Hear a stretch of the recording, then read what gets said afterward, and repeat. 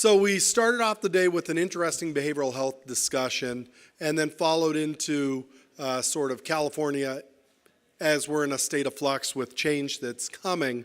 So I think it's quite appropriate that we then turn to the person who will tell us all about the change and back it up with all sorts of data and statistics. Ian Morrison is a treat. If you haven't heard Ian before, you're privileged to get the opportunity to hear him today, and many of you have heard him, and yet you're still here, so he must be saying a lot of the right things. He's internationally known, a futurist who specializes in long-term forecasting and planning with a particular emphasis on healthcare and the changing business environment.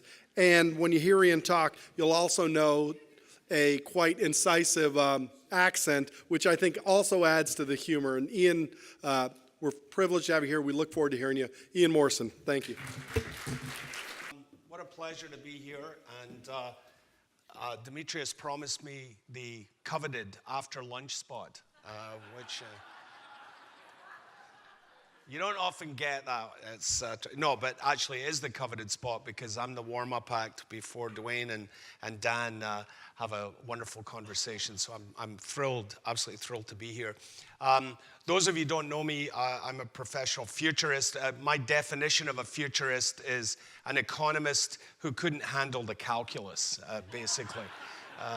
I'm in the sweeping generalization business and have been for a long time. In fact, I was just reflecting when all the deserved accolades were given out to the dignitaries before lunch, that I came to California from British Columbia in 1985, which is exactly the same year that Dwayne became head of the California Hospital Association. And Demetrius kind of gave it away earlier today. My secret about how you actually do futurism is pretty bloody simple. You call Dwayne, you take notes, and you turn it into PowerPoint slides.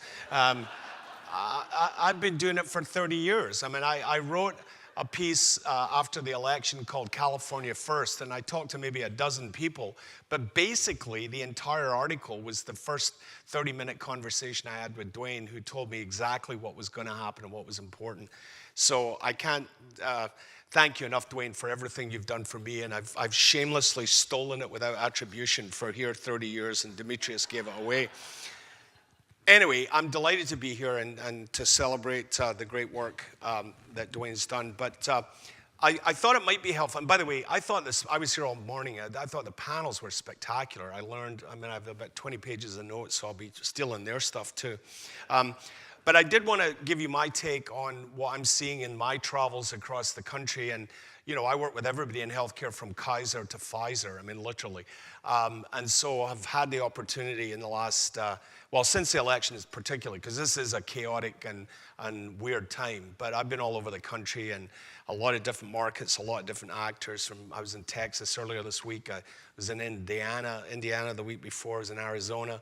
And talking to a lot of CEOs and a lot of leaders across the entire ecosystem, not just hospitals. But I'll give you my take on what I'm seeing and hearing.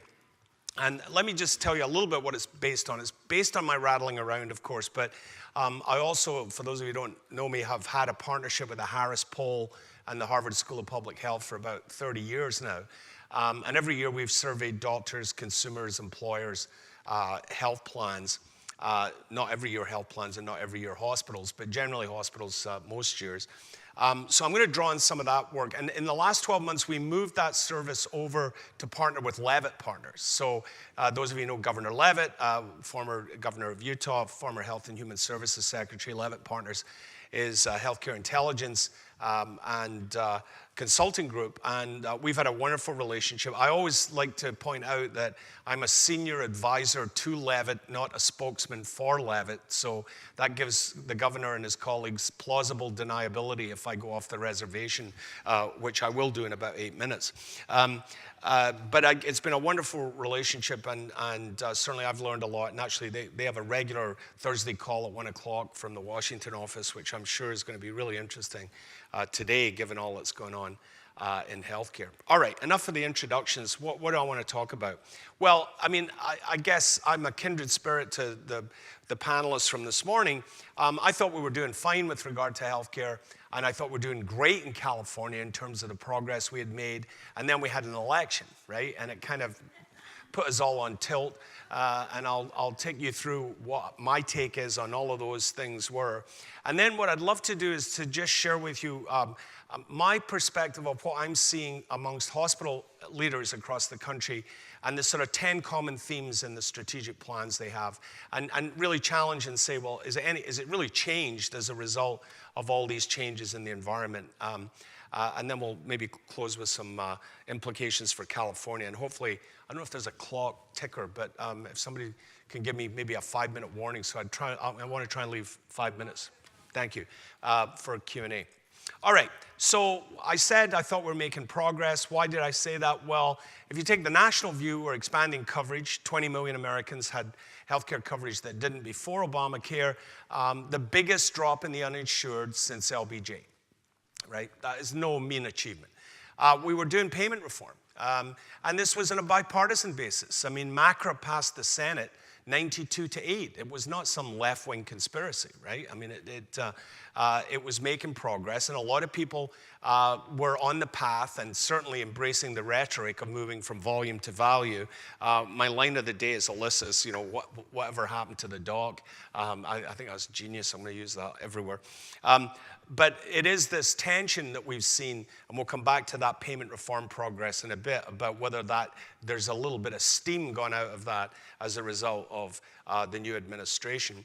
The other thing that was happening was continued integration in healthcare and consolidation, and not all of this was good. I mean, the theory of consolidation is you get better, faster, cheaper in most industries. The evidence in healthcare is you probably get more expensive and worse.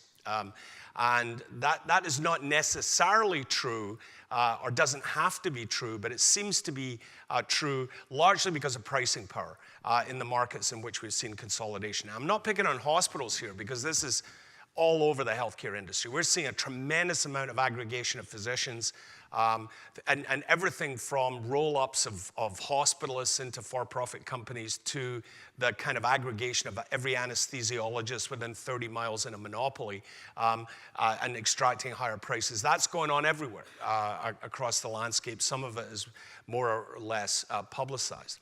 And then the other thing we should celebrate is the shift to the ambulatory environment, which is a profound shift that has been going on for a long time. I mean, a good example, my wife had a knee replacement, total knee replacement back in June. We dropped her off. Well, we didn't drop her off. We kind of waited a bit. But we dropped her off on a Thursday. She was home on a Friday. Now, if she had had a serious operation like that in Scotland when I was a kid growing up, she'd have been in hospital for 6 weeks. And so we should celebrate the fact that we have made a massive improvement in clinical care, get people out of the hospital, get them out earlier. And in fact, you know, Kaiser, I believe in Southern California, is doing 50% of their joints and same-day surgery. And there are other groups like CORE and Phoenix who are doing the same thing.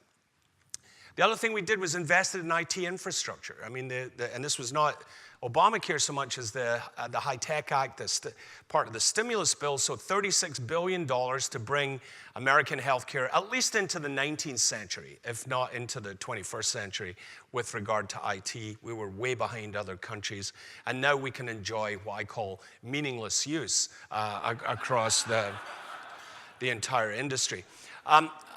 And the other point I'd make is, and this is where we need to make some more progress and needed to make more progress even before the election, was enhancing the consumer and provider experience. It's not great. And it's not great in many dimensions, not the least of which is the affordability and out-of-pocket cost burden that consumers have. And I really want to highlight also the burden on physicians and other caregivers, but particularly physicians. In our surveys, 60% of doctors say they're burned out. And that's exactly the same number that the AMA and Mayo got in their surveys. And it's across every specialty. And there isn't a segment of kind of unscathed doctors that I could find in the crosstabs. And a lot of it has to do with dissatisfaction with their electronic health record, to be honest. You know, the joke they have at Kaiser is Saturday night is for Epic, you know, which it used to be date night. And now it's when you catch up in your Epic notes after a week of seeing too many patients. And just a couple of data points on that. This is from our surveys. By the way, I hate satisfaction surveys. And the reason I hate them is, I mean, they're useful in some senses, but the reason I hate them is they don't move. I mean, I've been doing survey research for 30 years, and we ask the same questions of the American public, and they don't move 1 percentage point in 30 years. Why is that? Americans are nice people, right? You want to see dissatisfaction? Go survey the French, you know. They're pissed off about everything. I mean, it's unbelievable. So we were so kind of concerned about that we came up with a thing at Harris, and now we've just done this survey with our colleagues at Levitt. The question literally we ask consumers is, how would you describe your feelings about the healthcare you receive today, including how much you pay for it and the benefits you receive? Please select all that apply. Now, this is going to come as a complete shock to the men in the room. You can have more than one emotion simultaneously, okay? Women understand that. Men have a great deal of difficulty with that concept. You know, they have trouble coming up with one emotion at a time, let alone more than one emotion. Right? So the reason it doesn't add up to 100 is because you get more than one emotion, and you get what you'd expect as a social scientist, which is, you know, a normal distribution with the negative on the positive on the left, the negative on the right, and kind of higher in the middle. And what's disturbing, though, is that a fairly significant proportion of Americans say they feel powerless, depressed, and angry. Right? Now, I highlighted the California numbers on top. We tend to skew more positively. And I think it's three things. I think it's Kaiser. I think it's more HMO than PPO, notwithstanding Bill's accurate observation that PPO is going up and HMO is going down. And I think it's because of Medicaid. A third of Californians are on Medicaid. And the reason I say those three things is they tend to have lower out-of-pocket costs compared to the rest of the country. And we've found in the research that a very significant tracer condition of consumer dissatisfaction is the out-of-pocket cost burden, particularly if you're sick. And so I won't go into the details of that survey research, but that statement I think I can back up. Now, interestingly, for the physicians in the room, this is the same question asked of doctors. And you can see that they skew even more heavily to the right of the distribution in terms of saying they're powerless, depressed, and angry. The latest numbers for 2017, I just checked, we got a week or two ago, 47% of American physicians say they're powerless. Right? That is testimony to how this change is working for the people who deliver care. Now, I was in Texas on Tuesday. They don't believe Obamacare works, so you have to actually show them data to prove that you know, there was a drop in the uninsured. They say that never happened in Texas. Well, they're right. It didn't really happen that much in Texas. But in our state, it went from 17% uninsured to 7%, right? That's amazing in terms of an improvement. You'd think national joy and celebration, and it happened in every state. The Texans just don't know it, but it happened even in well, sorry, there was one state where it didn't happen for 1 year, and that was Wyoming. Nobody lives in Wyoming, so I mean. Anyway, so the big story, I think, that was never really well articulated by the Obama administration was Medicaid expansion. And I think you can explain the reason why we didn't get repeal and replace as a slam dunk is this map. Because the red states, the states that had expanded Medicaid, but with Republican governors, didn't want that to go away. Maybe you could make an argument that the current governor of Kentucky would like to get rid of it, but almost everyone else doesn't want to see Medicaid expansion taken back. And all of those states have senators, right? And many of those states are very much opposed. And I think John McCain, not only because he's a principled hero and a wonderful man, but also because his state was hugely benefited by Medicaid expansion. And so I think that is still the lingering deal. And that's why I think in their attempts, as we'll get into in a wee bit more detail, of sabotaging Obamacare and undoing the exchanges, is a lot harder to undo the Medicaid expansion. And I think that's because, and my good friend Andy Slavitt has done a wonderful job in his zealous work across the country in educating the press and the public that Medicaid is a big screaming deal and has benefited a lot of people. And I think it's going to be very hard to undo that, even though we may roll it back in terms of spending. And the reason is pretty simple, is it helped people, it helped states, and it was largely paid for by federal funds. And if you were in a Medicaid expansion state, you saw a big drop in the uninsured. It happened in every state, but it was even bigger, obviously, in the states that expanded Medicaid. Now, the frightening thing is, since the Trump administration came in, we've seen the uninsured numbers creep back up. And in fact, I think we now have 3.5 million more uninsured today than we had the week before the election last year. I think that's roughly right if you look at the Gallup uninsured numbers. And there's a whole bunch of reasons for that we could get into if you like, but it's directionally not good, okay, in terms of a measure that many of us care about. Now, I think this is the most important chart in American healthcare. This is, if you want to be CEO of a hospital, those of you who are not there yet, this is the only chart you need to get your hands around. It's the hardest data in America to get, so I just made it up, okay? Actually, I think Dwayne actually gave me these numbers again. I just stole everything he told me. But if you do coronary bypass surgery on an uninsured human in Oklahoma, and you stick a collections agency on them and send them a bill, you'll get 7 cents back on the dollar. Medicaid pays about 70% of costs if you're efficient. Medicare about 80% of costs. And then you don't have to be a futurist, an actuary, or a rocket scientist to figure out that in order to stay afloat, you've got to charge private commercial payers at least 50% more. And the dream is to get what I call the DSP price, which is the demented Saudi prince price, which is what would a Saudi prince pay at Johns Hopkins, okay? Now, it turns out that even the Saudi princes can't do that anymore because most of the Saudi princes are locked up in the Ritz-Carlton in Riyadh, right? You know, so they're not coming over here anymore. So you can see the problem, and it was made worse, as Bill pointed out in his remarks this morning, because on that commercial payer side, that increasingly has moved away from HMO product to PPO product, which is self-insured, as Bill pointed out. So if you're a medical group and a CAPG member, that ain't good in terms of the hydraulics of this. Now think about it for a second, as Dwayne taught me all this. Think about it for a second, what happens when you have Obamacare. So the good news is, if you expanded Medicaid, the number of uninsured goes down. So your inpatient bad debt goes down.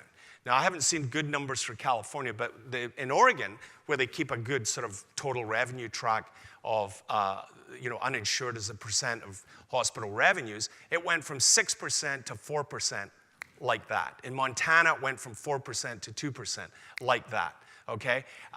That was a big drop. But here's the downside. The downside is you have more Medicaid patients, right?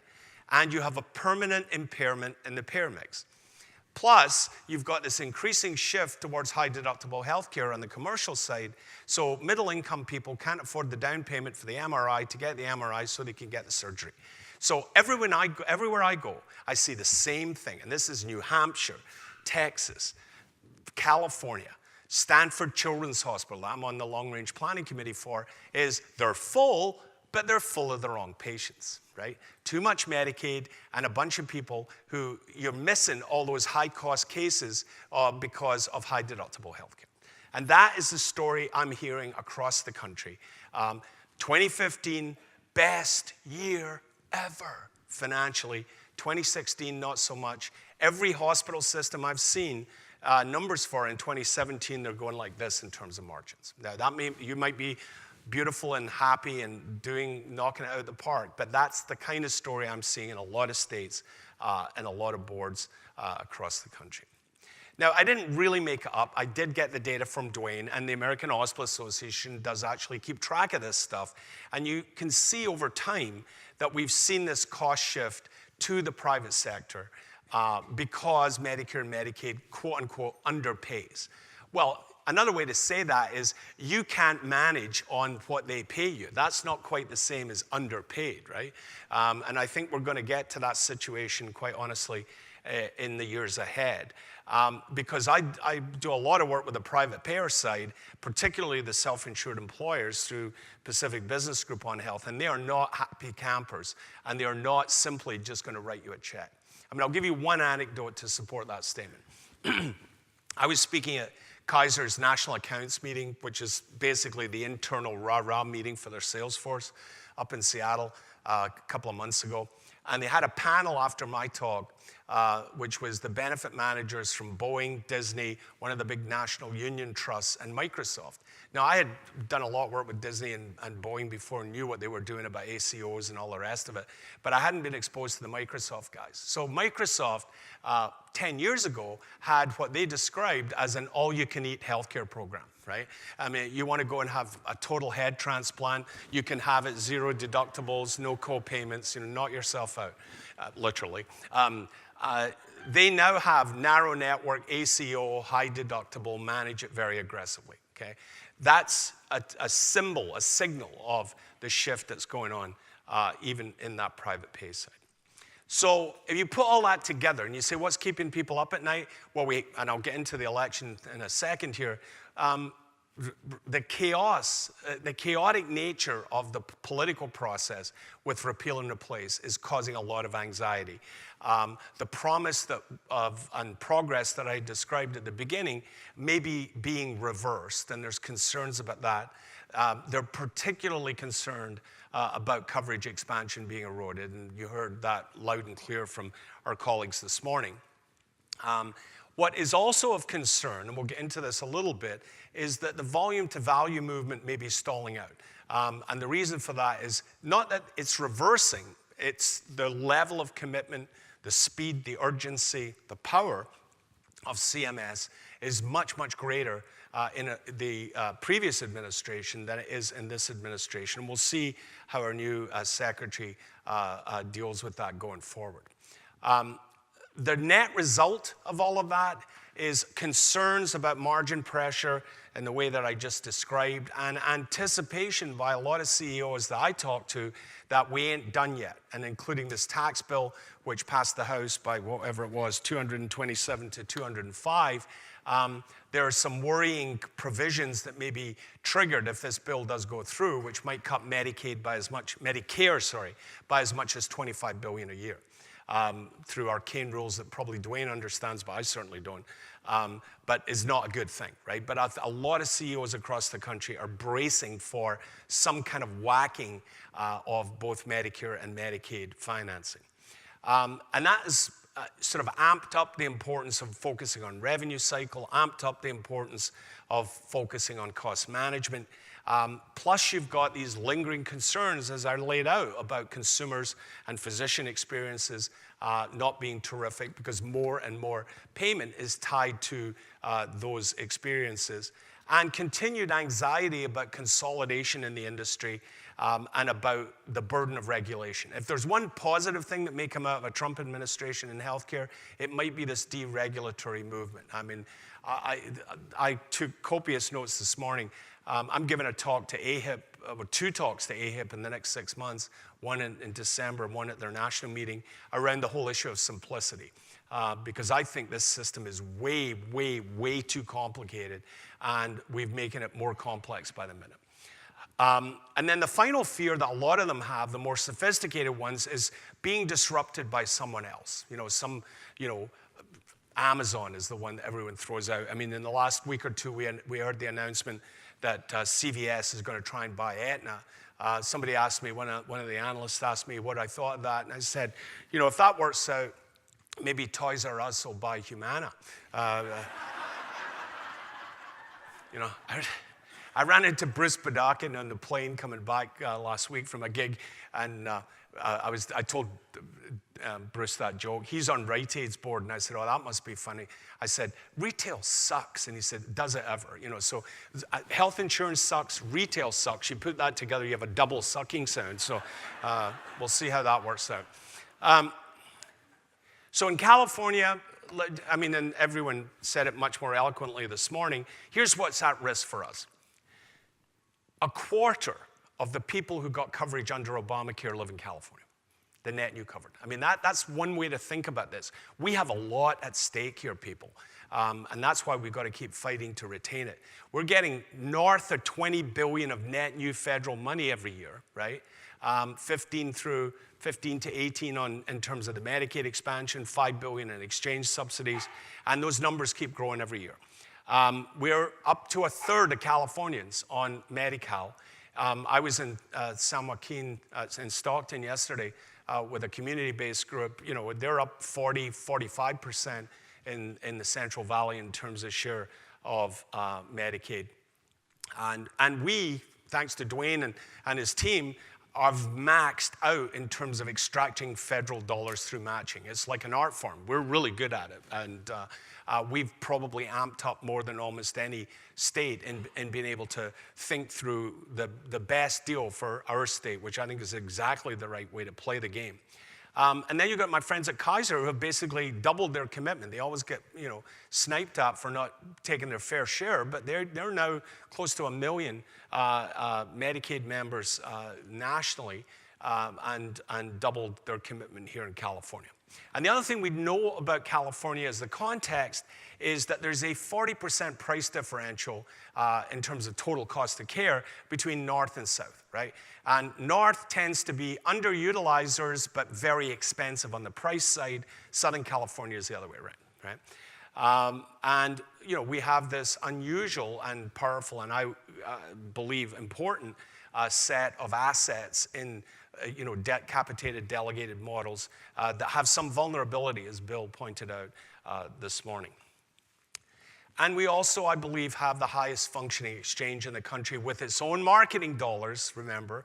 I mean, Covered California will spend more in marketing in this cycle than the national government will in total by some order of magnitude. So I mentioned there was an election, right? Now, I'm not much of a futurist because I agreed to speak to the Medicaid Directors of America the morning of the election in Washington, D.C. That was pretty bloody stupid, if you think about it, to agree to do that. Now, mercifully, I had a meeting with my colleagues at Harris and Harvard, and Humphrey Taylor, my longtime business partner, who's 80, was Margaret Thatcher's pollster. And Bob Blandon from Harvard, who we also worked with, had recently, I had been over playing golf just before Brexit in Britain. Humphrey had been over talking to his old conservative colleagues, and Bob had been running a series of meetings on public opinion and politics in the UK. And so together, we put together this presentation where we said we didn't think Hillary Clinton was going to win in a landslide. We thought it could be Brexit. And the reason I say that, as a Scot, Brexit is near and dear to my heart. You'll recall in the Brexit vote, Scotland voted 60-40 to remain in the European Union, right? As did London. The people who voted to get out were the frightened Middle England, you know, deindustrialized heartland of, you know, Birmingham, Manchester, which, as we get to in a second, looks an awful lot like Pennsylvania, Ohio, Wisconsin, right? And it was no accident that then candidate Trump flew over to open, the day after the Brexit vote, to open Turnberry. And he arrived in Scotland and he said, just arrived in Scotland, places going wild over the vote. They took their country back just like we will take America back, no games.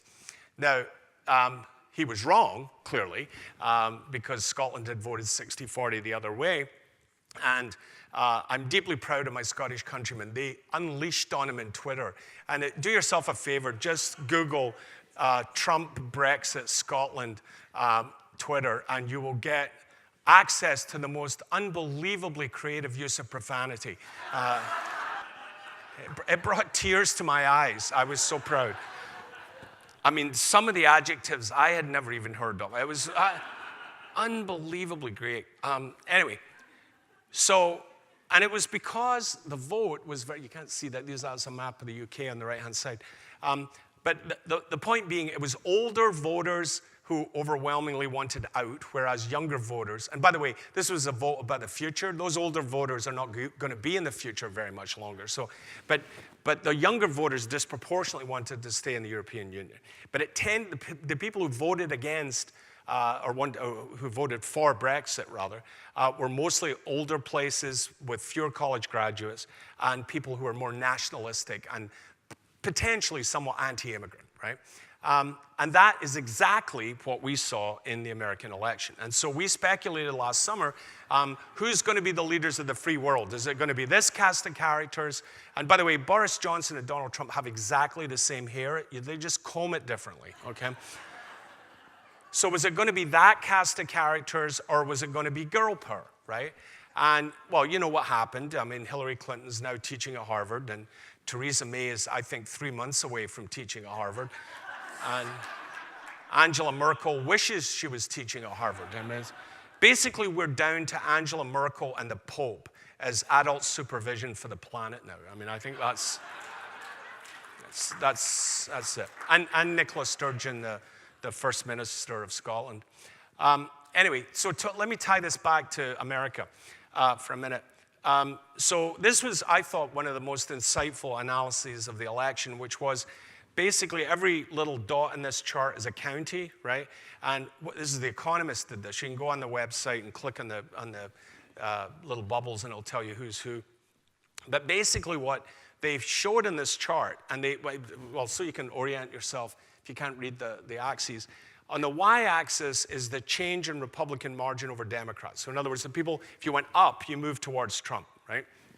And on the x-axis is health status, with left-hand side being sick, right-hand side being healthy. So basically, it was I call it the hillbilly eligible crowd, right? Appalachia, right, basically switched their vote towards Trump. That's up in the top left-hand corner. The bottom right-hand corner is Santa Barbara and Salt Lake City. Not normally groups that hang out together, but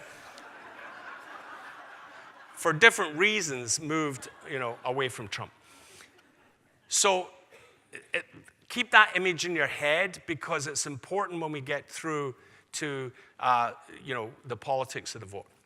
But the other thing that is important to recognize is this country, like Europe, by the way. I mean, I go back to Europe every year, and it is becoming progressively more polarized along kind of very ideological lines. And so the Pew Research Center do a wonderful job of sort of tracking and segmenting American electorate. And, we've basically got a quarter of people who are very conservative, a quarter of people at the other extreme are very liberal, and they have very different views, right? They listen to different, I mean, the conservatives only watch Fox News, and they only talk to their friends, and they live in a bubble.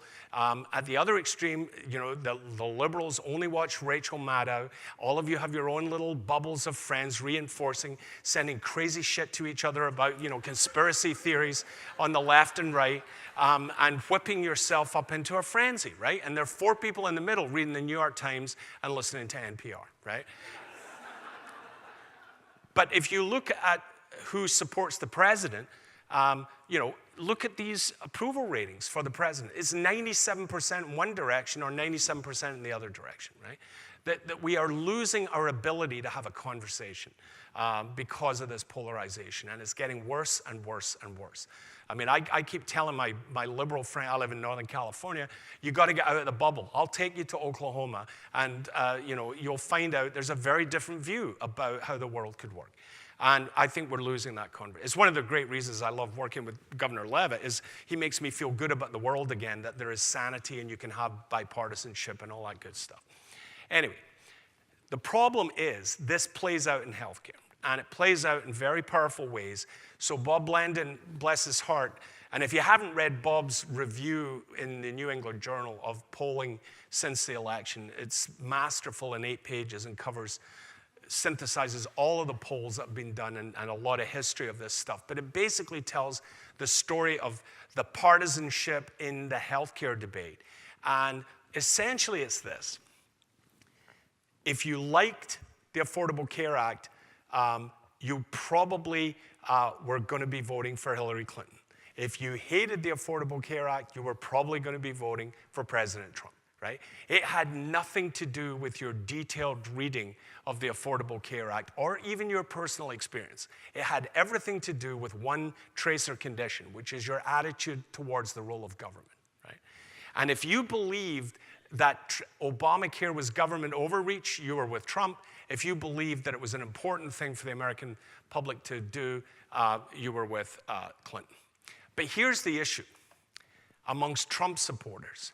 Trump supporters hate Obamacare, except for the things that are in Obamacare, okay? That's the problem, right? So if you look at Trump voters alone, as Kaiser Family Foundation did, and ask them whether they support the elements of Obamacare, they support every single one of them, with the exception of the individual mandate, right? And that's the reason why it's the one piece they think they can get over the line without national outrage. Now, by the way, the individual mandate wasn't Obama's idea, it was an actuary's idea, okay? The only time we've ever had guaranteed issuance without individual mandate was New York individual market. Go back and look at that history, $35,000, $40,000 a year in premium. So good luck with that if we want to go down that road. By the way, I've been consistent since time immemorial. I thought the individual mandate was a bad idea because we Americans would cheat, right? The Dutch, by law, have to buy private health insurance. The Dutch don't cheat. Well, they do. They cheat at soccer. We would cheat. You know, even as liberals cheat. We all listen to NPR and nobody pledges, right?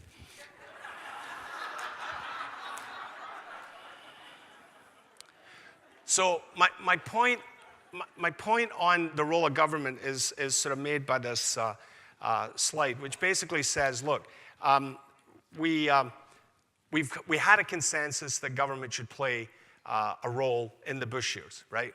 Ultimately, the question is it the responsibility of the federal government to make sure all Americans have health coverage? We kind of said that was true. That consensus broke apart in the Obama years, and since the election, we've now had multiple polls show the same thing, that we're back to a 60-40 consensus, that it ultimately is the federal government's responsibility. Not to provide it, but to ensure it happens. And so I think that's where we're at.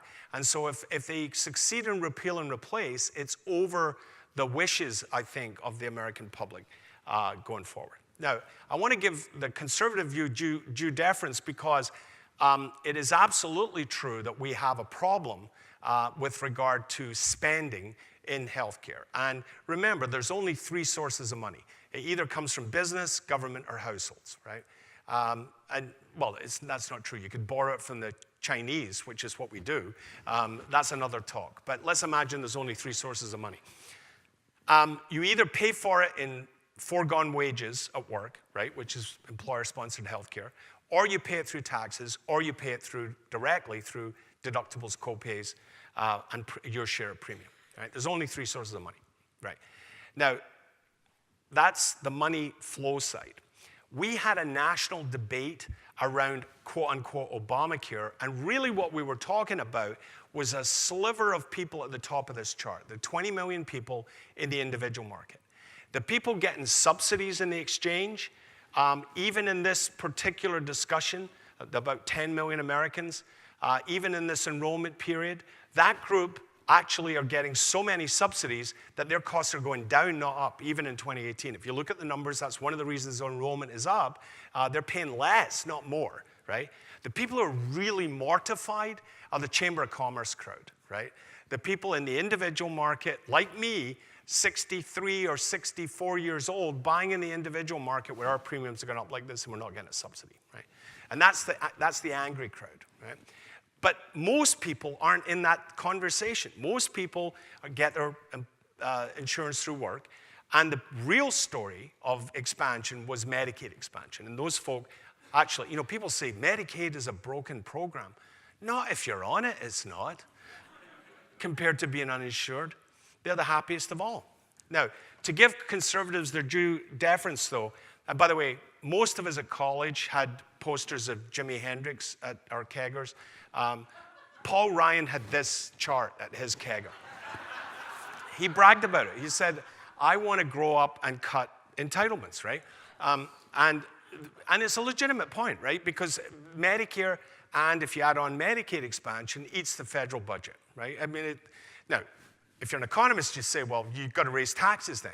That's the point. They don't want to do that. I mean, you could pay for it. There's no law of economics that says you can't spend 25% of GNP on health. You can.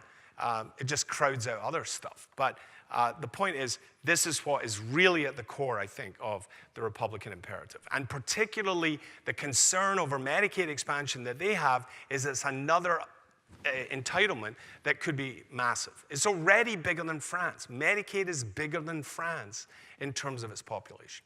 That's terrifying when you think about it. So why didn't they get it over the line? Well, I think it was a number of things, partly because people like some of the elements, partly because I think the president's statements were taken literally by a lot of people, that he wasn't going to cut Medicare and Medicaid, that he was going to make it beautiful, beautiful, beautiful, and it would expand to more people and so forth.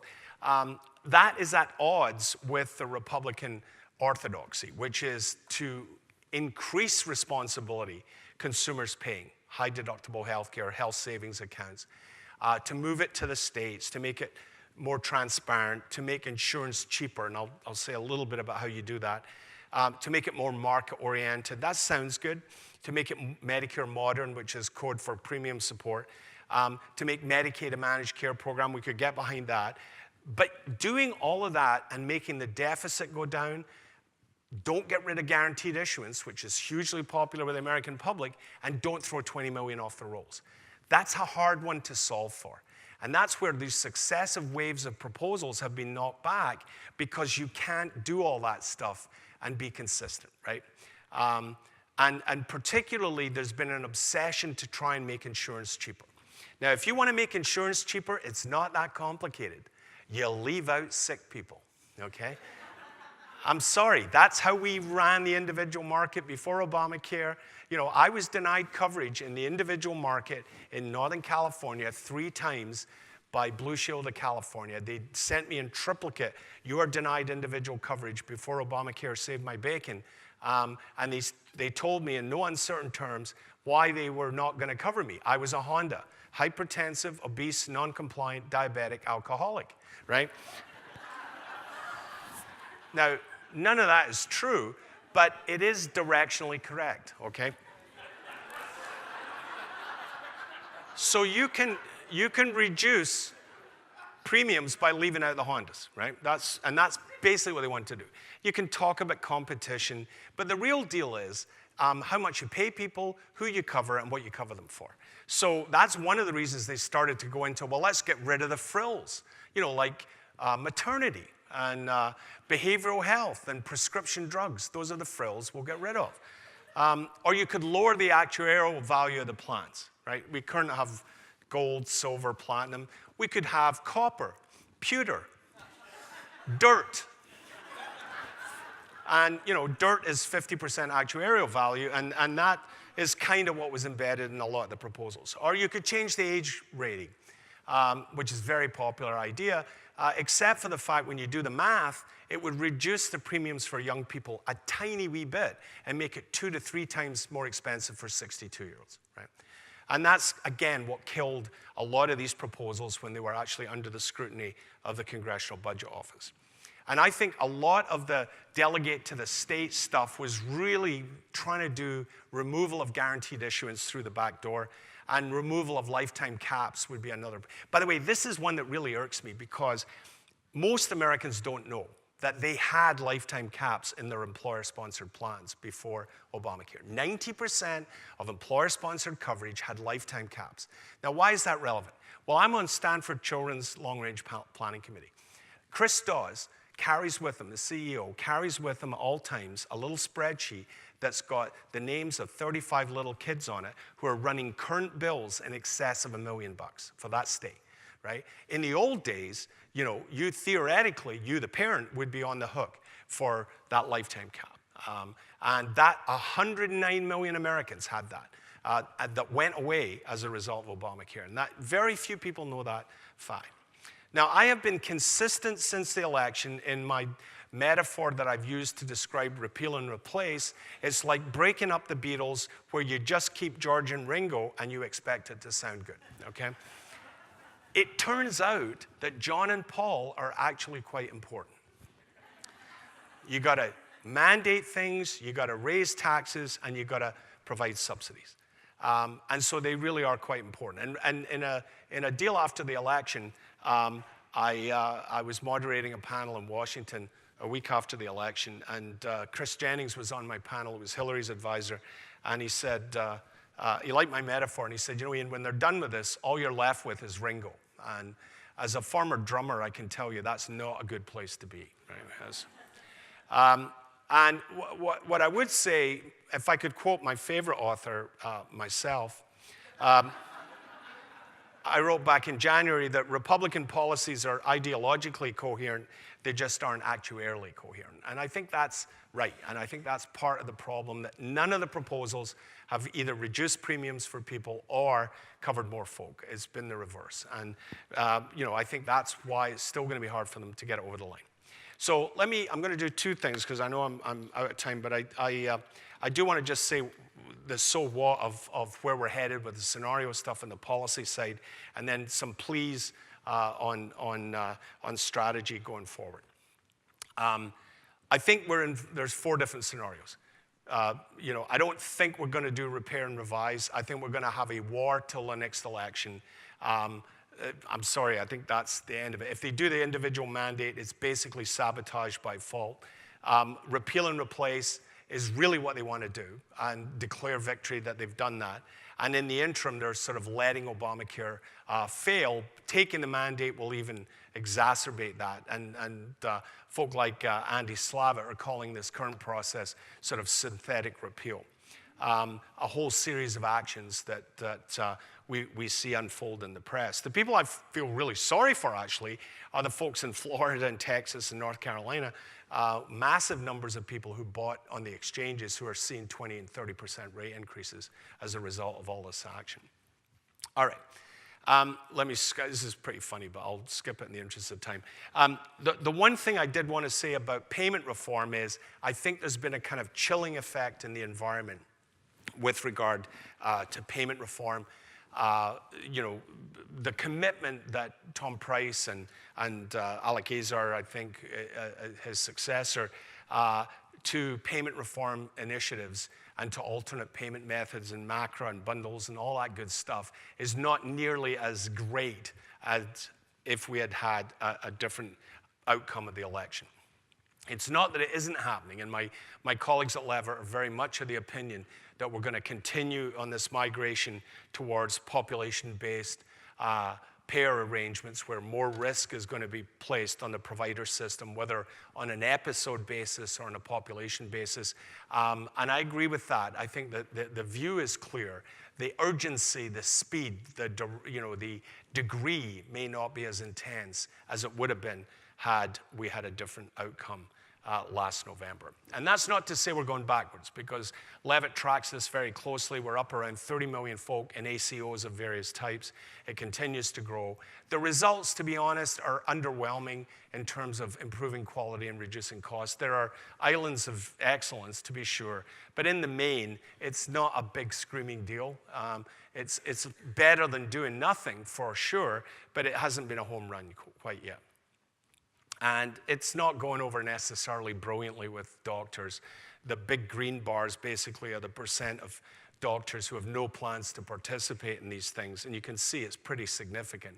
There's a lot of folk who, it's not like doctors are all around the country going, bring on global budgeting, you know, no.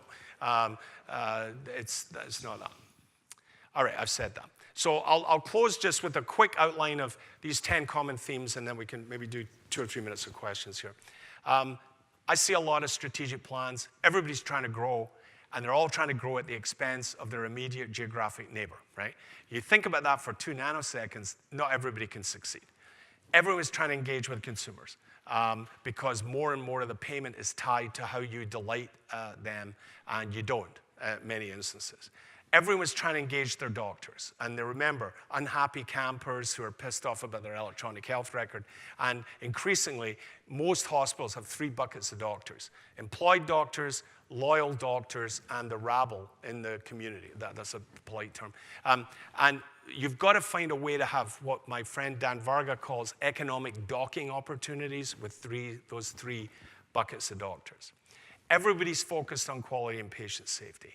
Many of you are focused on innovation at scale, which I applaud, given you've all got electronic health records, and now you've got to find some other way, whether it's telehealth or data analytics, to get more value out of those electronic platforms. Everybody's trying to focus on people. Everybody's trying to focus on value. And this is the one that kills me. They go, with straight face, they go, Ian, we're differentiated because we are only focusing on 3 clinical areas as our prime clinical areas. It's orthopedics, cancer, and cardiovascular. Everybody's doing the same 3 things. How is that differentiation? I just don't quite get it. Everyone's trying to make money given the financial hydraulics. The one area, and this is where I'll close, the one area that varies is commitment towards population health and risk, right? So you got a third of hospitals who want no part of this. You got another 28% who are experimenting, dabbling, but it's not a big deal. And then you've got about 20% of hospitals who are either, on the far right here, who are either committed to moving the majority of revenues to fully at risk within 5 years, or are building an ACO model capable of taking risk, such as Medicare Advantage or employer direct contracting. It's a minority, right? And I think there's been a chilling effect in the marketplace since the election on that 20% who are sort of gung-ho about risk. Now, I'm still enthused about that. I think you can pick anywhere on that continuum. You just got to execute against it. Let me skip this in the interest of time. But I don't think there's necessarily one winning strategy. If you've got to pick where you are on that risk spectrum and then go after it. So in summary, I'd say repeal and replace is a chaotic fact in the marketplace. Pressure on public payment is not going to go away. Private payers are not going to cost shift, not going to tolerate cost shift willingly. I think you heard from panelists this morning that you're going to see more role of consumers on the one hand, and you're only really going to have 3 payer segments going forward: managed Medicaid, high deductible healthcare, or Medicare Advantage ACO. And that's really the game going forward, which says to me we need to redesign the way we deliver care for that future. What's the end game? Well, I hope, and I learned this again from Dwayne, that we have integrated care systems competing head-to-head on the basis of cost and quality, with maybe some allocation of a fair share burden of the uninsured, right? And these will be mixed models of various types. And in California, I think we have an opportunity to craft a strategy and a policy that looks something like that. If we let the dirt plans from other states system, the medical Darwinism model rule, we will see 50 million uninsured and doctors walking away from the poor, in my humble opinion. And many of you liberals out there, I always say to you, look, the good news is we're going to have a single payer system. The bad news is it's United Healthcare. I don't think, look, I train in Canada. I understand the Canadian system. In a short version of why single payer is unlikely in this state, you're not Canadian. We will have a Canadian system when you all turn Canadian, and that ain't happening anytime soon. I could go into that in more depth. So prepare for some tightening, get the cost structure down, anticipate these mixed signals from CMS, hope there's no retaliatory action from DC if there is, if repeal and replace really is dead, which I don't think it is still yet. And we're going to have a new governor, and maybe he or she, whoever it may be, comes up with some plan that actually works. And I would just say as long as it's simple, because we've got stuff that's way too complicated. So what do you need to do? You need to work together. You need to learn from each other. I think we need to fix it, and I think what you heard this morning is we need to fix it locally. I think I was in Stockton yesterday. Those guys are going to step up and do stuff together. I wrote a piece on ProMedica in Toledo, Ohio. They're stepping up to do social determinants of health. I wrote a piece about Rochester. They've had a history of doing stuff locally. The Orange County story this morning was inspiring. What Dan and his colleagues and all of you are doing in San Diego is inspiring. And I think that's the solution. And learn from the great Dwayne Donner. Never give up. Always put your community in California first. That's what Dwayne did throughout his entire career and will continue to do in his retirement, where he moves from 80 hours a week to 40 hours a week. So I'll be happy to help you in all of that. Sorry I went over time, but let me stop there and just say in closing, I believe it's communities like this that will solve the problem. Don't drive yourself to distraction with the crazy people in Washington. Focus on what you can do, what you can control, and I think we're going to have a better future. And I actually, like one of the earlier speakers, are incredibly optimistic because of people like you. So thank you very much for having me.